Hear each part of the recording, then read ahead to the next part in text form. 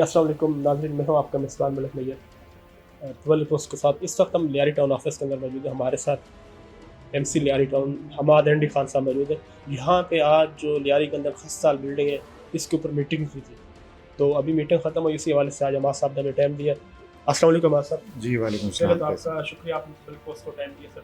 Thank you तो sir आज आपकी एक मीटिंग थी जिसके अंदर आपने खस्ता लियारी के अंदर जो बिल्डिंग है उस हवाले से, तो उससे क्या बोला आप इस हवाले से? जी बिस्मिल्लाहिर्रहमानिर्रहीम अल्लाहुम्मा सल्ली अला मोहम्मद व अला आलि मोहम्मद। देखें, आज की जो हमारी कमेटी कल बनी थी, हुकूमत सिंध की जानिब से डिप्टी कमिश्नर साहब को हिदायत दी गई थी। फिर उन्होंने कमेटी बनाई।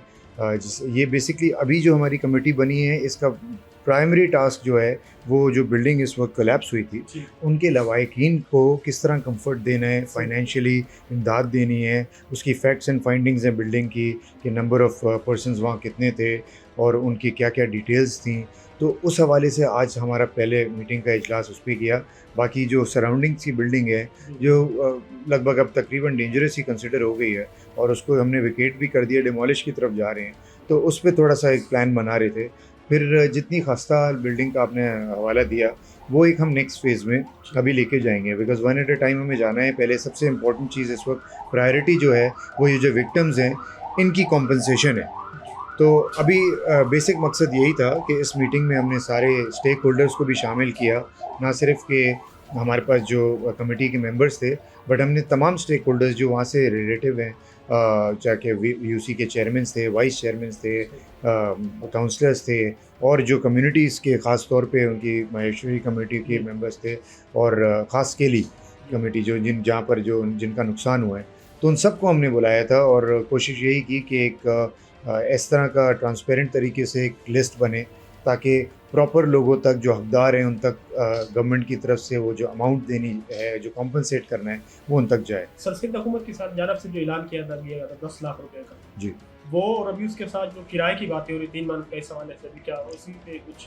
जी देखें, जो विक्टिम्स हैं पर पर्सन 10 लाख गवर्नमेंट ने उसके लिए अनाउंस किया है और वो राइटफुली इंशाल्लाह उनको मिल जाएगा। इसी के हवाले से हमने लिस्ट बनाई है जिसमें उनके नेक्स्ट ऑफ किन जो हैं, जो उनके हेड ऑफ़ फैमिली हैं, प्लस उनके CNICs भी हमने इस वक्त लिए हैं, प्लस अकाउंट नंबर्स भी उनके शामिल हैं, ताकि राइट पर्सन को राइट चीज़ मिल जाए। और जहाँ तक रेंटल आपने जो डिस्कशन की है, वो जितने भी लोगों को जो डेंजरस बिल्डिंग्स में से हम विकेट करा रहे हैं, उनको हुकूमत सिंध 3 महीने का रेंट देगी एडवांस में, ताकि वो आर्जी तौर पे अपने लिए कोई जगह ढूंढ सकें, छत ढूंढ सकें। गवर्नमेंट ऑफ सिंध की तरफ से, हुकूमत की तरफ से, TMC लियारी की तरफ से हम लोग हमारे जितने भी कम्युनिटी सेंटर्स हैं, स्कूल्स हैं, या फिर मैरिज हॉल्स हैं, कोई इस तरह की हमारे पास जो स्पेस अवेलेबल है, वो हम उनको इमीडिएटली ऑफ़र कर रहे हैं कि अगर वो आना चाहें तो हमारे दरवाजे खुले हुए हैं, हम उनको फुली फैसिलिटेट करेंगे इस हवाले से। देखें, जो एक सानिया हुआ है, ये बहुत ही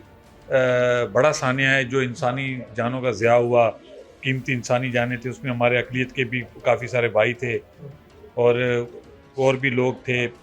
तो मैं ये समझता हूँ कि ये एक दिलखराज वाक़या है।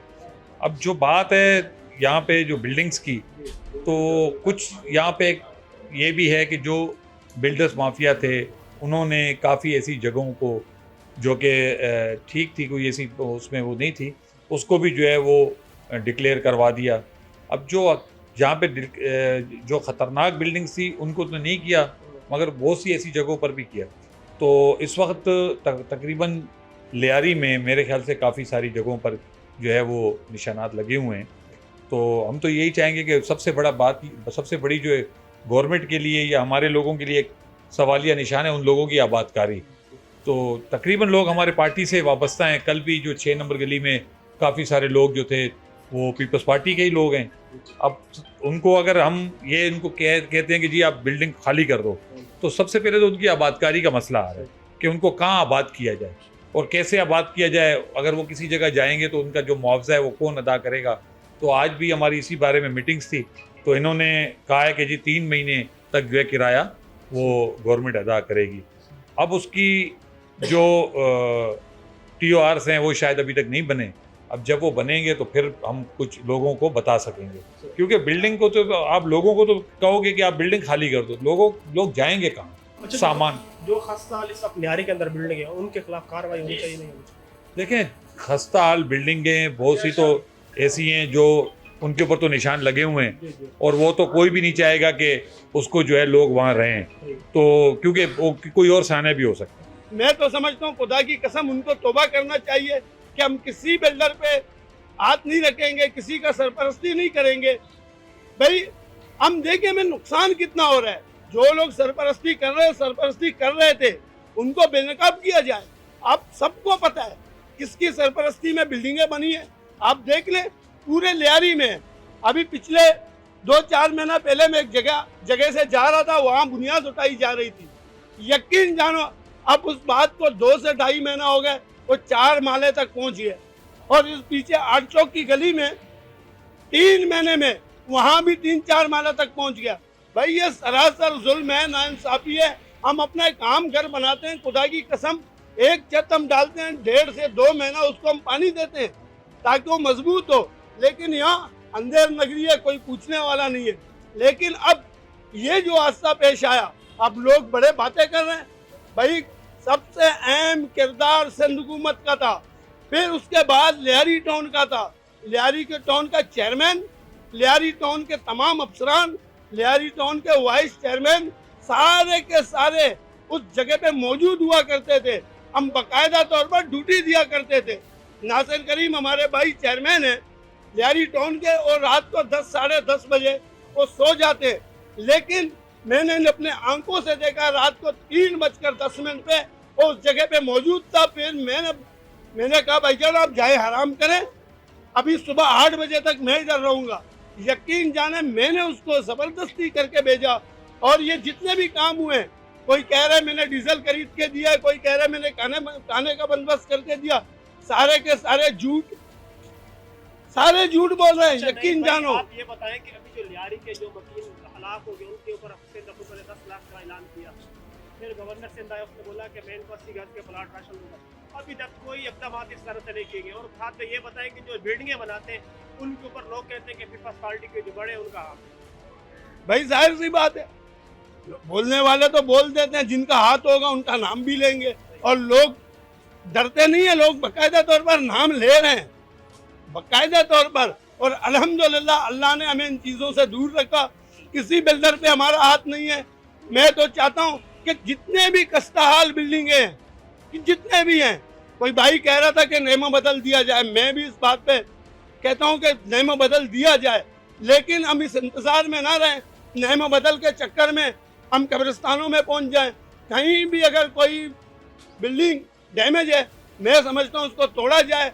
और जो उस ज़मीन का जो कीमत है, उस ज़मीन का कीमत है, उस ज़मीन बेचकर उन मुतासरीनों में तकसीम किया जाए। मैं समझता हूँ आजकल ज़मीनों का बहुत बड़ा वैल्यू है, उसको बेचकर जिस बिल्डिंग में जितने भी प्लेट हैं वो तमाम के तमाम मुतासरीन को पैसे दिए जाएं, मालिकान को FIR करके जेल भेजा जाए। भाई देखें कुछ ऐसा है कि मैंने पहले भी इनसे बात की है ना, एज अ ओनर बिल्डिंग में मैं काफ़ी मुतअद्दिद दफ़ा जा चुका हूँ। मैंने उनकी हालत देखी बिल्डिंग की। बिल्डिंग बिल्कुल खस्ता हाल है, आप खुद देख के आए मेरे ख्याल से। आप बताएं मुझे वो बिल्डिंग रिहाइश के काबिल हो तो रिहाइश करें। हमने मुतअद्दिद दफ़ा उनको कहा भाई आपको जो अर्जाना चाहिए हम वो अर्जाना भर देंगे, आप बिल्डिंग खाली करें। वैसे भी किराएदार हैं, आप खाली करें, उसके बाद जो है हम इसको डेमोलिश कर देते हैं।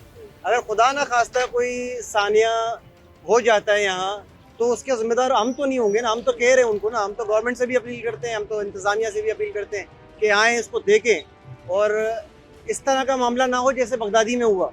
हम तो और डर गए, हम तो पहले से कह रहे थे उनको, अब तो और ज़्यादा डर गए ना इस मामले को लेके। क्योंकि अगर नफ़ा नुकसान तो कुछ नहीं होता इंसान को, इंसानी जान जो है ना सबसे ज़्यादा कीमती होती है। तो इस हवाले से आपने MC लियारी है, टाउन ऑफिसर आपने थे, अपना टाउन चेयरमैन है, SBC के अफसरान से किसी से रब्ता किया आपने?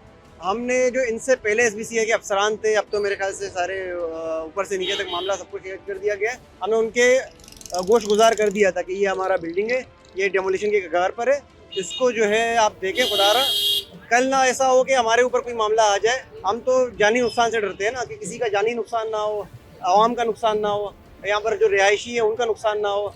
इंसान की जान से ज़्यादा कुछ तो कीमती ही नहीं होता ना। तो ये मामला थे वहाँ के। तो अभी लियारी के अंदर खस्ता बिल्डिंग के ऊपर एक कमेटी बनाई गई, उसके हवाले से आपने कोई रब्ता हुआ आपने? नहीं, अब तक हमसे कोई रब्ता नहीं किया गया है। हम तो अवाम है ना, हम तो जो हमसे रब्ता करेगा हम उनको बताएंगे कि भाई ये मामला है हमारा, तो जो फोरम है इंशाल्लाह उस फोरम पे जाएंगे, बताएंगे उनको।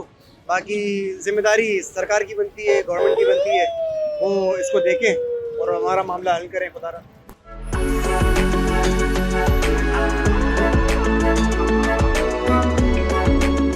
लियारी टाउन के अंदर पिछले दिनों एक वाक़या पेश आया था जिसके अंदर 27 जानें चली गई थी और 12 लोग ज़ख्मी हुए थे। उन्हीं की लवाहिकीन के हवाले से जो आज मीटिंग हुई गई थी उसी के ऊपर इनकी बातचीत हुई है और सिंध हुकूमत की जानिब से बाकायदा उनको जो रेंट के लिए 3 मंथ का किराया और साथ में जो 10 लाख रुपए उस पर वो मुकम्मल बातचीत की गई। अल्लाह हाफ़िज़।